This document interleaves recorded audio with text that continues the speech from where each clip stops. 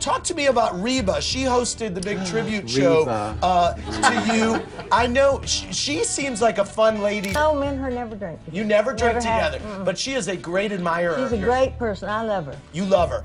I have so many memories of Conway that I just can't pick one out. You know?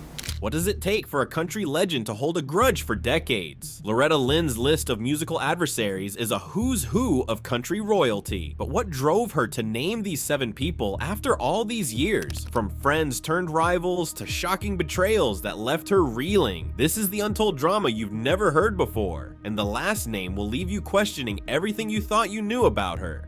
Before we move on, I'd like to ask you a small favor. If you appreciate this content, please take a second to like this video and subscribe to the channel. Over 98% of you watch the videos without subscribing. It costs you nothing, but it makes a huge difference to us. So did you click the subscribe button? Great. Thank you so much. Now back to the video.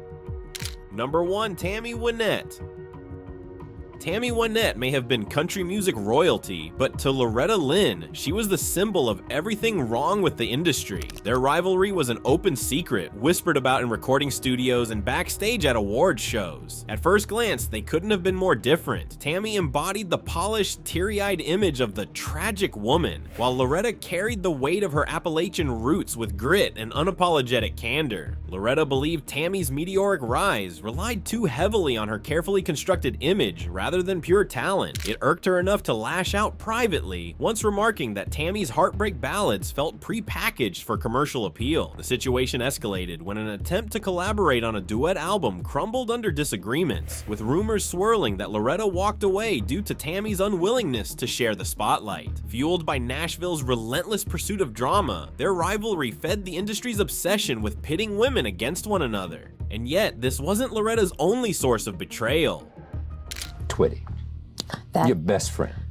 Yes, just like a brother to me. We had been together, and every time somebody would call and say they'd like to record with me, would say, she's got a singing partner. Conway. That's right. And my husband loved Conway. Everybody would call. You would have had to, because all the rumors were that you and Conway were shacking up. Yes. Number 2, Conway Twitty. Conway Twitty and Loretta Lynn were a powerhouse pair, celebrated for their electric chemistry and chart-topping duets. Songs like After the Fire Is Gone and Lead Me On solidified them as country music's ultimate duo, but behind the harmonies, their partnership was far from harmonious. While they worked in sync on stage, off stage, tension simmered. Loretta grew frustrated by what she saw as Conway's habit of downplaying her contributions. One moment that fueled this animosity was a joking remark Conway made during an industry event, lightly poking at Loretta's age in front of their peers. Loretta, proud and fiercely independent, didn't take it lightly. Then came the infamous night when he reportedly refused to acknowledge her during a live show, walking off right after his set and leaving her stunned. For Loretta, moments like this weren't just slights, they felt like betrayals. Partnerships like theirs often cracked under industry pressures, and this one was no exception. For Loretta, it became another chapter in feeling let down by those closest to her. I have so many memories of Conway that I just can't pick one out. You know? And I haven't heard anybody sing like Conway Twitty since he's been gone. Conway is one of the greatest singers I ever heard. Him and George Jones, you know, nobody could beat him. Number 3, Olivia Newton-John. Olivia Newton-John's name on Loretta Lynn's list might catch some by surprise, but for Loretta, it represented a seismic shift in country music that she couldn't ignore. When Newton-John burst onto the country scene in the 1970s, she wasn't just an artist, she was a symbol of the genre's increasing drift toward commercialism. Winning awards like the CMA's Female Vocalist of the Year only deepened Loretta's frustration. To her, country music was born in the dirt, carved out by artists who poured their struggles into every note. She didn't see that in Olivia. I worked in coal dust. She worked in lighting gels, Loretta once said, summing up her feelings about the disparity in their paths. When the CMA held a tribute honoring Olivia, Loretta made her stance clear by staying home. She reportedly told her manager, "I ain't clapping for no pop star playing cowboy." And this wasn't just personal. It spoke to Loretta's worry that her beloved genre was being sanitized for mainstream appeal. For Loretta, Olivia represented the kind of betrayal that cut to the very heart of country music. Number 4, Crystal Gale.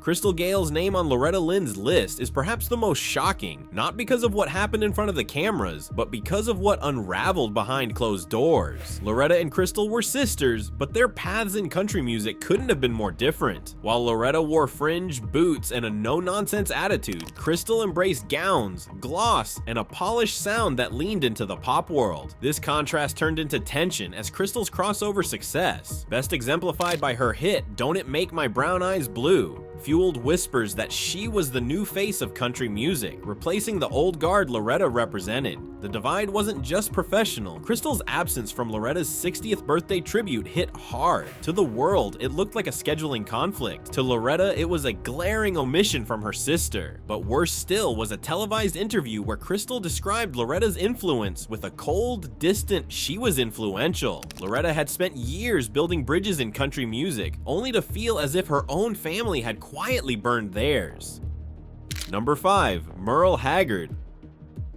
Loretta Lynn and Merl Haggard were kindred spirits at first, both embodying the outlaw country sound and rising to fame from modest beginnings. Their shared struggles and honest storytelling created a bond that seemed unshakable. But while their respect for one another was real, it didn't last. Haggard's unpredictable and often brash nature began to create cracks in their friendship. Loretta once joked, if he wasn't drunk, he was high. If he wasn't high, he was writing a song about being drunk. What started as camaraderie slowly turned into tension. The breaking point came during a live radio interview in the early 1980s. Haggard shocked listeners and Loretta when he mocked her authenticity, sneering, "Loretta's been playing the poor girl act too long. Cold dust and babies. What else you got?" It wasn't just the jab, but the public setting that cut deep. Around the same time, Loretta pitched him an idea for a duet rooted in addiction and faith, subjects close to her heart. Haggard dismissed it as church lady stuff, solidifying her sense of betrayal. The friendship never recovered.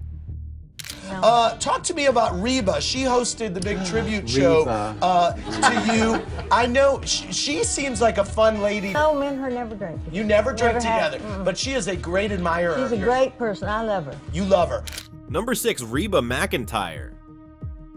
Reeba McIntyre's rise in the 1980s was impossible to ignore. With her arena tours, polished performances, and chart-topping hits, she became the new face of country music, a representation of a changing industry. But to Loretta Lynn, this shift wasn't progress. It was commercialization, and she felt Reeba hadn't paid her dues the way traditional artists had. The tension reached its peak during a televised awards show. Reeba performed one of Loretta's signature songs, but what should have been a heartfelt tribute felt to Loretta like a hollow gesture. There was no acknowledgement of Loretta's influence, no mention of her impact. For Loretta, this wasn't just a snub, it was a sign of how the industry she helped build was leaving her behind. It stung, and she never forgot. Number 7, Johnny Cash. Johnny Cash's name on Loretta Lynn's list is the hardest to reckon with, given their shared history. They weren't just peers, they were friends, bound by humble beginnings and the refusal to conform to Nashville's glossy expectations. For years, they encouraged each other, often finding solace in their shared struggles. That made what happened in the late 1970s all the more devastating. Loretta was invited to appear on a televised gospel special hosted by Cash, an opportunity that meant more to her than anyone realized. Gospel was her foundation, and the chance to perform alongside Cash felt like a milestone, as though her roots and career had finally converged. But just 2 days before the taping, she was cut from the special. No warning, no explanation. Loretta was left stunned and humiliated as she watched another artist fill her slot when the show aired. Later, she heard whispers from a producer that Cash himself had made the decision, viewing her as too outspoken for the platform. Though he later sent a handwritten apology, Loretta never responded. Some ghosts don't rest easy, she reflected years later. At 90 years old, Loretta Lynn made a bold move by naming the 7 musicians she believed had wronged her. It wasn't about stirring drama, it was about reclaiming her story. For decades, she carried those betrayals, turning pain into the songs that built her career. But this final act was something different. It was personal closure, an honest reflection of a life lived unapologetically.